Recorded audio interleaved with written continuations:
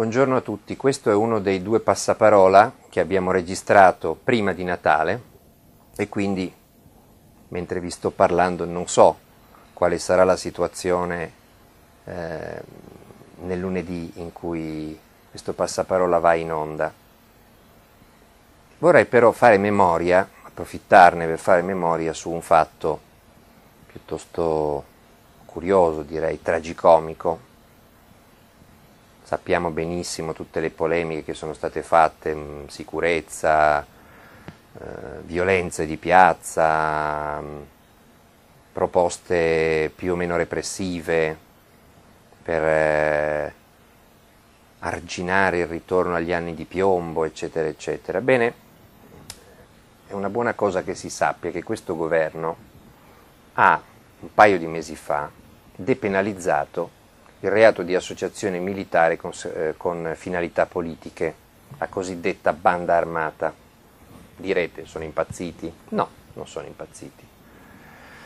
C'è un processo a Verona per questo reato contro una trentina di attivisti e dirigenti leghisti, che coinvolgeva inizialmente i massimi vertici della Lega per avere fondato 15 anni fa, 14 anni fa, le Camicie Verdi, cioè un'organizzazione paramilitare con finalità politiche, completamente illegale visto che non si possono creare bande armate a sostegno di questo o quel partito, milizie private a sostegno di questo o quel partito. E quindi il procuratore, l'allora procuratore Papalia avviò questo processo che ne ha viste di tutti i colori per cercare di salvare i leghisti beccati col sorcio in bocca in intercettazioni eccetera a parlare di armi e di organizzazione militare, di eventi, di contrasto contro lo Stato che pretendeva addirittura di tutelare la propria unità contro la secessione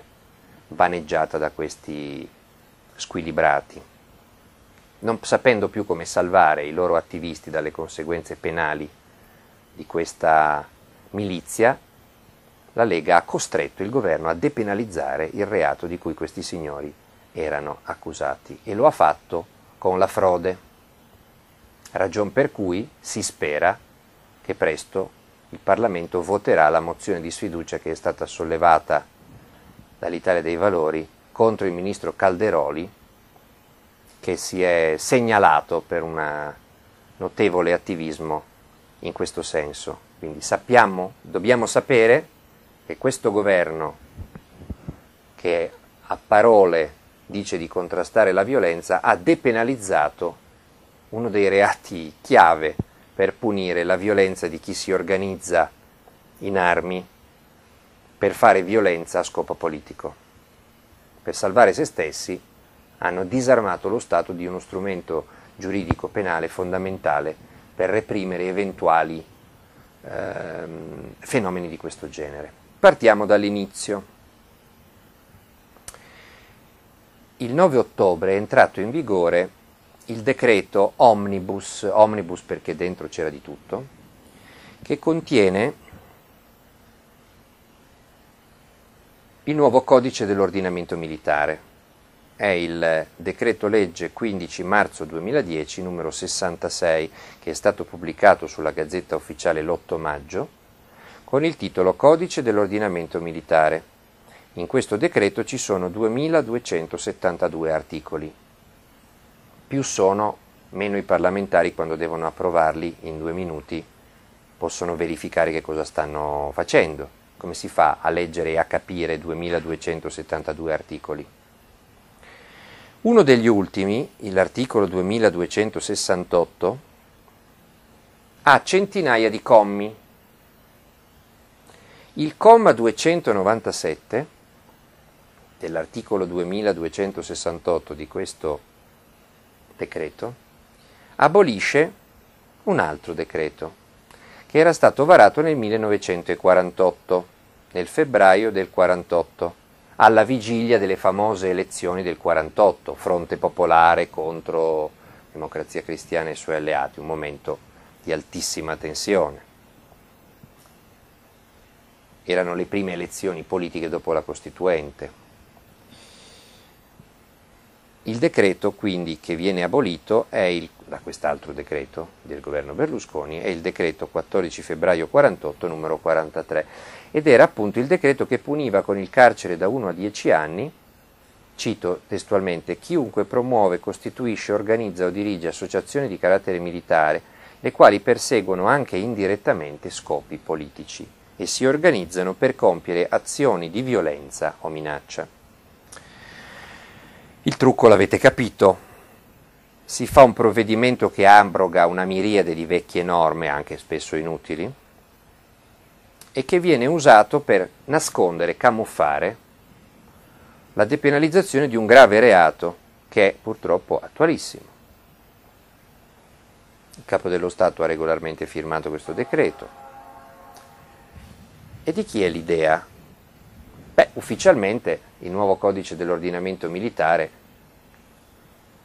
è responsabilità del Ministro della Difesa, la Russa, ma può la Russia pensare di depenalizzare il reato di banda armata di fatto? No, non è stato lui. Ad attivarsi in questo senso è il Ministro della Semplificazione Normativa leghista Roberto Calderoli. Che cosa gli è venuto in mente a questi che sollevano sempre allarmi sulla rinascita del terrorismo di depenalizzare le bande militari e paramilitari di stampo politico? Quello che vi dicevo prima, l'esistenza di questo processo che è in corso da 14 anni a Verona, a carico di politici, dirigenti e attivisti della Lega, del Piemonte, della Liguria, della Lombardia e del Veneto, che nel 1996 sono accusati di aver organizzato una formazione paramilitare, la Guardia Nazionale Padana, quella che si vestiva con le camicie verdi. I guardiani della secessione. Nelle intercettazioni si sentono questi signori, compreso Bossi, parlare di armi. Il processo, fino a qualche mese fa, vedeva imputati anche Bossi, Maroni, Borghezio, Speroni, tutti parlamentari italiani e europei, e 5 alti dirigenti della Lega, in aggiunta a quelli che ho citato, che nel 1996 erano parlamentari. Fra questi Calderoli. All'inizio i capi di imputazione, formulati dal procuratore Guido Papalia, erano 3.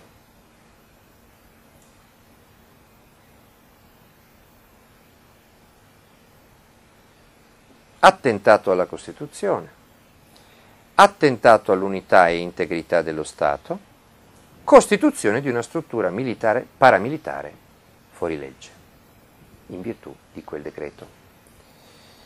Ma i primi 2 reati, con un'altra legge ad personam, anzi ad legam, sono già stati di fatto depenalizzati nel 2005, sono stati modificati e quindi l'attentato alla Costituzione e l'attentato all'unità e integrità dello Stato sono reati soltanto quando concretamente viene usata la violenza, mentre quando uno si propone di fare queste cose ma non ha ancora messo in campo comportamenti violenti non è più reato.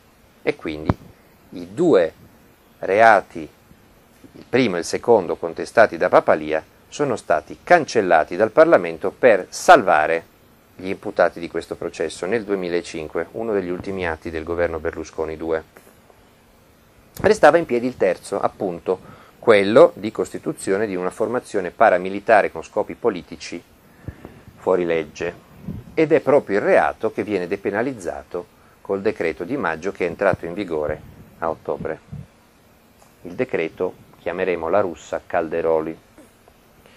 I leader leghisti rinviati a giudizio, diciamo i Bossi, i Maroni, eccetera, erano già stati salvati dal processo perché il Parlamento li aveva protetti con l'insindacabilità parlamentare, sostenendo che persino il reato di banda armata attentato alla Costituzione, all'integrità e all'unità dello Stato fossero coperti dal diritto dei parlamentari di esprimere le loro opinioni, come se l'organizzazione di una banda paramilitare fosse un'opinione. È un reato che salva le opinioni dei parlamentari e che in realtà, scusate, l'istituto dell'insindacabilità nasce per difendere le opinioni dei parlamentari e invece è stato applicato, abusandone, per salvarsi dalle conseguenze di avere fondato o cofondato una banda armata. Ok? quindi improcessabili per grazia ricevuta del Parlamento.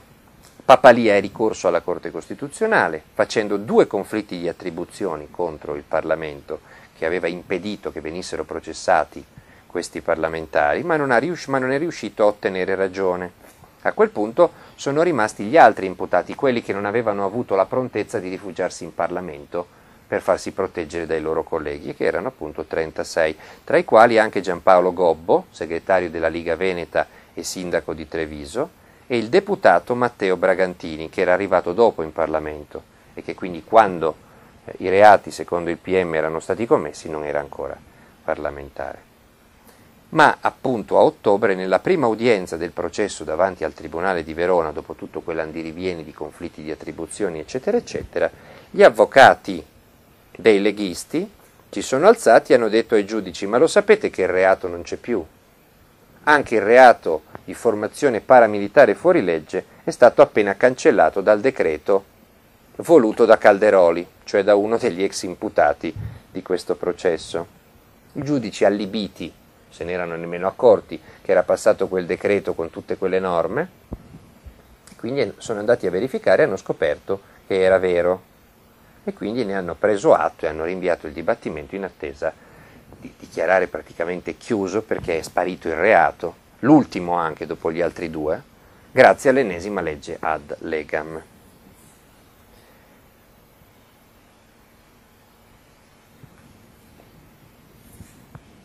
Esce un pezzo sul Fatto Quotidiano, lo scrivo io, a ottobre. Panico, il governo si accorge di avere depenalizzato un reato così grave. La Russa, tramite gli uffici del suo ministero, fa sapere che è stato un errore materiale. Voi sapete che quando c'è un errore materiale in un decreto può essere corretto con una procedura breve, non è che bisogna rifare tutto l'iter parlamentare. Ma dal Ministero della Semplificazione Normativa arriva l'altolà, si dice no, non è stato un errore, era voluto. Naturalmente Calderoli non dice l'ho voluto io, se no si capirebbe perché l'hanno fatto, no?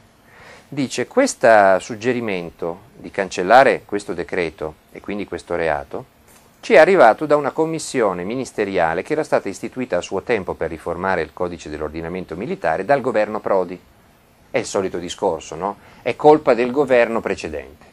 Sono loro che ci hanno detto cancellate quella norma e noi l'abbiamo cancellata.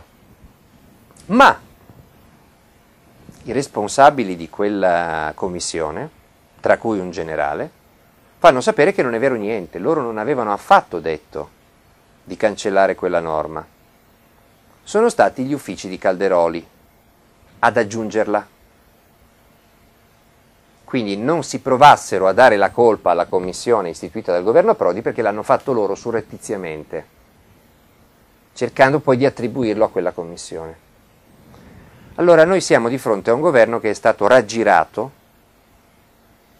e di fronte a un ministro che, se tutte le cose che ci siamo detti sono vere, e secondo l'Italia dei Valori che ha sollecitato e aperto la richiesta di sfiducia individuale del ministro Calderoli, Calderoli ha mentito al Parlamento e al suo governo addirittura, impedendo che venisse corretto quello che era talmente assurdo da far pensare a un errore materiale, sostenendo che invece non era un errore materiale, ma era giusto fare così, e che a fare così era stato indotto da una commissione, mentre in realtà quella commissione non l'aveva indotto, era stato lui a prendere l'iniziativa.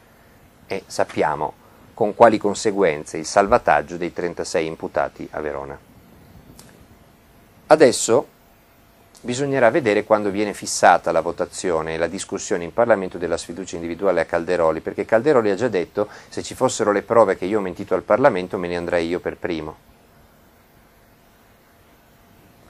La posta in gioco l'ha sintetizzata Massimo Donadi, capogruppo dell'Italia dei Valori alla Camera, che ha fatto degli accertamenti sull'iter di questo strano codicillo che è stato aggiunto all'ultimo momento nel decreto sull'ordinamento militare e che è molto interessante, soprattutto in questo periodo in cui il governo fa la faccia feroce e finge di essere il tutore dell'ordine pubblico.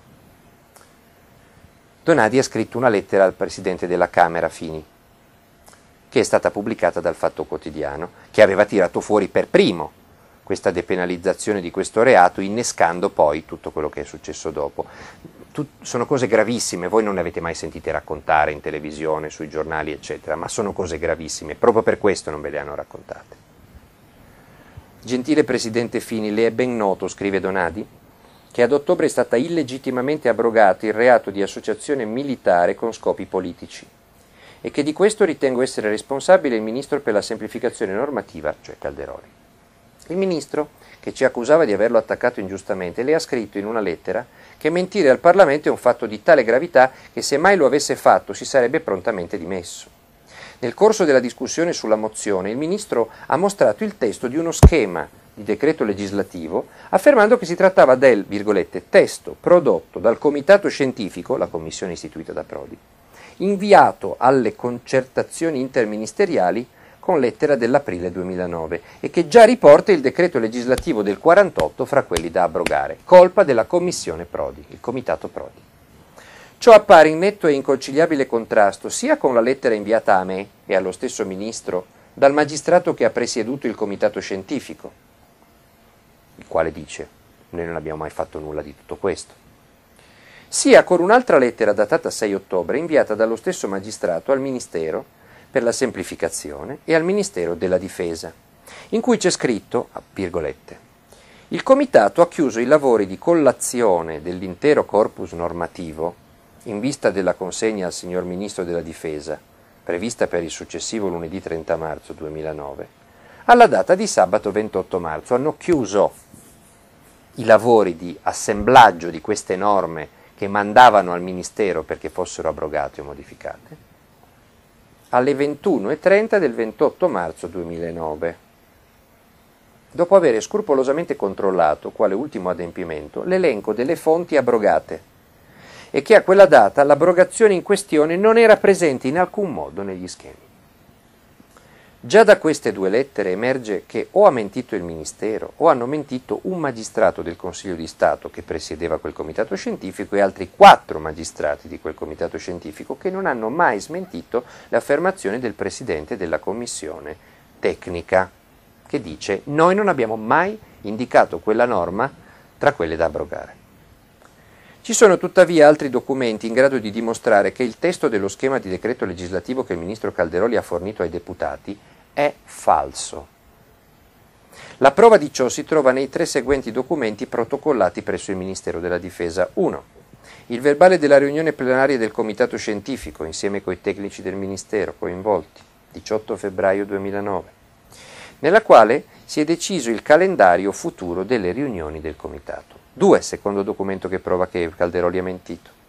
Il verbale della riunione plenaria svoltasi dal 26 al 28 marzo 2009, nel corso della quale si è proceduto al controllo formale delle norme primarie abrogate e si è chiusa la bozza dello schema da consegnare al Ministero. Non c'è l'abrogazione del decreto del 1948. Terzo, il file informatico sorgente contenente la bozza dello schema su cui ha lavorato il Comitato Scientifico, che è un file legale che conserva le tracce delle modifiche che si sono succedute, delle persone che le hanno apportate e dell'ora in cui sono state fatte. Bene, in questi documenti vi è la prova che il Ministro per la semplificazione normativa, Calderoli, ha mentito al Parlamento italiano e che la sua è la responsabilità della illegittima abrogazione del reato di associazione militare con scopi politici. Ritengo che il Ministro per la semplificazione normativa debba mettere a disposizione del Parlamento i documenti che ho indicato per permettergli di valutare i fatti nella loro successione e completezza. Le ho scritto questa lettera con grande rammarico per la gravità che i fatti accaduti hanno per le istituzioni democratiche e ho fiducia che questa vicenda, per l'importanza che riveste, non venga ridotta a una mera polemica politica strumentale. Mi auguro che in tutti sia forte il senso dello Stato e della difesa delle istituzioni. Bene, a questo punto o Donadi sta mentendo, o i 5 magistrati del Comitato Scientifico hanno mentito, o gli uomini del Ministero della Difesa hanno mentito, dicendo noi non abbiamo proposto niente del genere, oppure noi non sapevamo niente del genere, è stato un errore materiale, e allora si devono dimettere ministro La Russa, Donadi, bisogna cacciare questi magistrati contabili che hanno formato la commissione del governo Prodi, oppure ha mentito Calderoli, nel qual caso se ne deve andare non dal governo, dalla politica, deve sparire, perché un ministro che mente al Parlamento presentando carte false non può semplicemente lasciare il governo, deve lasciare la politica. Secondo voi, così a naso, chi ha mentito? E perché l'informazione non parla di questo scandalo che, se possibile, è ancora più grave di tanti altri scandali che occupano le pagine dei giornali? Mistero. Ma noi di Passaparola, noi del Fatto, noi del blog di Beppe Grillo, serviamo appunto a questo, a dare le notizie che gli altri non danno, e quindi sappiate che tutti quelli che pontificano contro il ritorno agli anni 70 hanno abolito un reato fondamentale per punire eventuali comportamenti tipo anni 70, quelli che loro evocano continuamente. Vogliono la galera per gli studenti e hanno abolito la galera per le bande paramilitari, per salvare dalla galera i loro amichetti della Guardia Nazionale Padana. E questo è sicuro. Chi ha mentito lo deciderà il Parlamento, e speriamo che quando verrà scovato chi ha mentito venga cacciato dal governo e dal Parlamento. Leggeteci ancora sul Fatto, buone feste ancora una volta. Vi ricordo che c'è la possibilità fino all'Epifania di regalare a qualche amico un abbonamento del Fatto, ed essendo un abbonato che regala un altro abbonamento a un suo amico, per il secondo abbonamento ci sono forti sconti. Sul sito del Fatto trovate tutto. Passate parola e buon inizio di anno.